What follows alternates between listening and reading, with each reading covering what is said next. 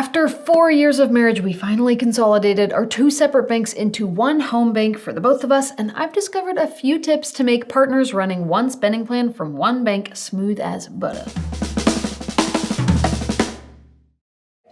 Now, lesson number 1 I actually learned literally years before we ever joined banks, and it is that YNAB doesn't care about your bank or where your money's coming from. Seriously. My husband Mac and I got married in the fall of 2021 and had always planned on combining our finances right away. Everyone does things differently, that's just how we wanted to do it. But knowing that navigating newlywed life would probably be busy and it'd probably be a bit before we'd be able to go through the mess of closing up one bank and joining the other, we just added Mac's bank accounts and credit cards to my YNAB account as a way to still manage our money together in the plan before all that could happen. And it was perfect. YNAB threw all our money from both of our banks into just one massive pile that we were able to distribute out to all the categories in our plan that we built together. We were still fully practicing that what's mine is yours mentality without actually having to go through the hassle of closing down this bank, moving to that bank. So if you're wondering whether you and your partner should combine banks, just know that YNAB makes it so you actually don't have to. And just to be super clear, YNAB works for all partner situations. Partners who share every single dollar. Partners who don't combine finances at all and just divide up their living costs between the two of them. There's no right or wrong way to do it. There's just the way that works best for you.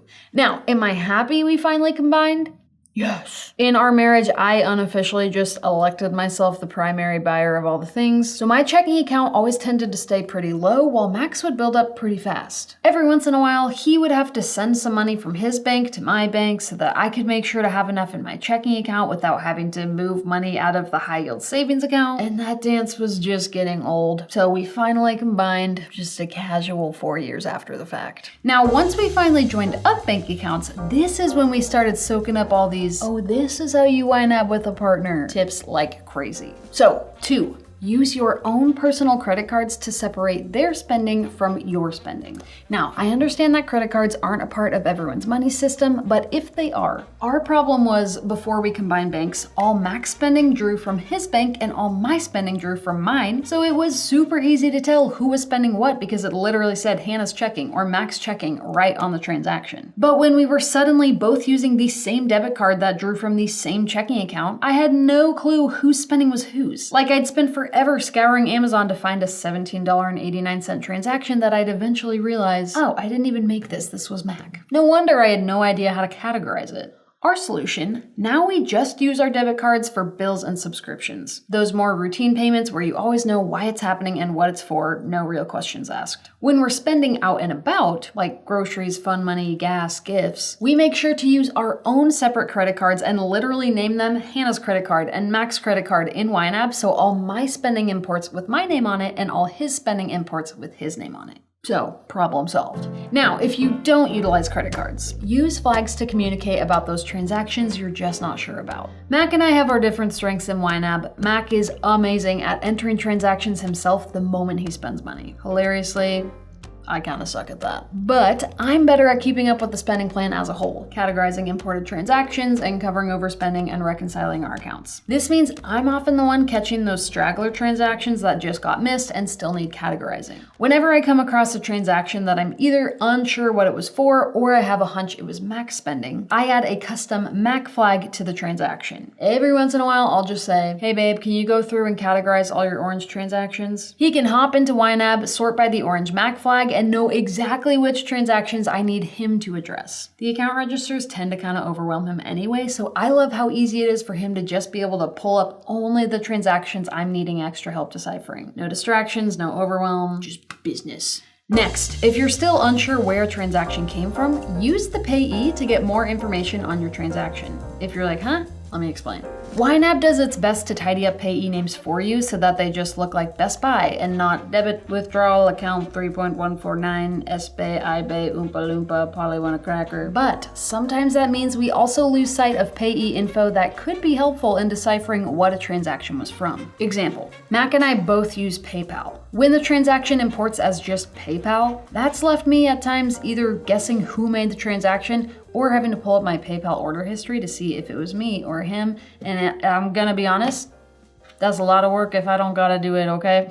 Now I've learned, if I'm on the mobile app, I can just tap the payee of any imported transaction and YNAB will show me what the payee originally imported as, with all the crazy wild details that often feels like 90% clutter, 10% helpful. With our little PayPal dilemma, the original payee always shows the full name of the PayPal account the transaction was withdrawn from. So I can literally see Mac or Hannah on the payee and know whether it's something I need to categorize or something I should just throw a Mac flag on and move on with my day. And on the web app, which is my favorite platform to YNAB on, I just go to the transaction, click on the payee, and click this little info icon here. Full bank import details right here. It was so easy the whole time. Next, use recent moves to see who's been moving money around in the plan. We've totally had the situation before where our hospitality category had $50 in it yesterday, but today when I log in, it's bone dry. I mean, I guess I could have done that. I've YNAB'd in my sleep a time or two. Well, for YNAB Together users, which Mac and I now are, all I gotta do is click recent moves on the web app to discover not only who moved the money, was it me in my sleep, but also where that money was moved to. So if I accidentally discover Mac moved that $50 of hospitality money into my birthday category, I'm gonna just sit pretty for a while and maybe not bring that one up over dinner tonight. No orange flag here, okay? Can't wait. And if you're not yet using YNAB Together, you can learn all you're missing out on in this video here, by the way. Oh, and speaking of little gifties, keep those surprises sacred by entering transactions yourself before the bank imports them. One thing that gets a little harder when sharing the same bank, secretive surprise purchases aren't so secretive anymore. If Mac buys me a gift and I just happen to log into YNAB for a little categorizing session, before Mac's had the opportunity to get in there and maybe tweak the payee name on the imported transaction, womp womp. I just blew my own surprise. Now, while we can't solve this problem within your bank account, we can solve this problem in YNAB. If you really want to keep surprise purchases secret, manually enter the transaction yourself immediately upon purchasing, but record it with sleek ninja language instead. Payee? None of your beeswax. Memo? Also none of your beeswax. When the transaction imports into YNAB later, it should link up to your Ninja transaction based on date, amount, and time frame, hiding the actual payee. Just as long as they don't go click in the payee info button, you're good. So really just Godspeed. Or use cash. Remember cash? That was crazy. Also worth considering, have a friend or family member buy the gift for you and reimburse them for it later. Even have an online purchase shipped to their house so your partner doesn't end up signing for their own birthday gift. Which also saves your butt if your partner is a frequenter of the USPS informed delivery app like mine. And that is what I've learned in my first few months as a YNABber who's finally sharing a bank account with my husband. The little unexpected bonus of this season was that in getting used to this new workflow in YNAB, it got us talking about our money more and how to use YNAB to its utmost potential. So it was like the little leveling up we never saw coming. Honestly, I really didn't use flags that much before this, but now I kinda gotta. What tips or tricks have you learned in sharing a bank account or a YNAB account with your partner? Share your experience down in the comments below. Thank you so much for watching. Until next time.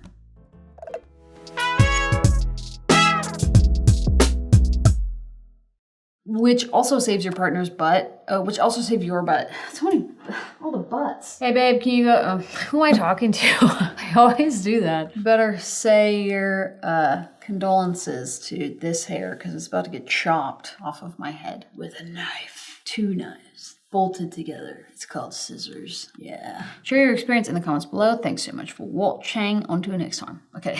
Just filmed for 10 minutes without anything being recorded, so I'm feeling kind of sad, but I'm gonna get over it. It's okay. I'm over it.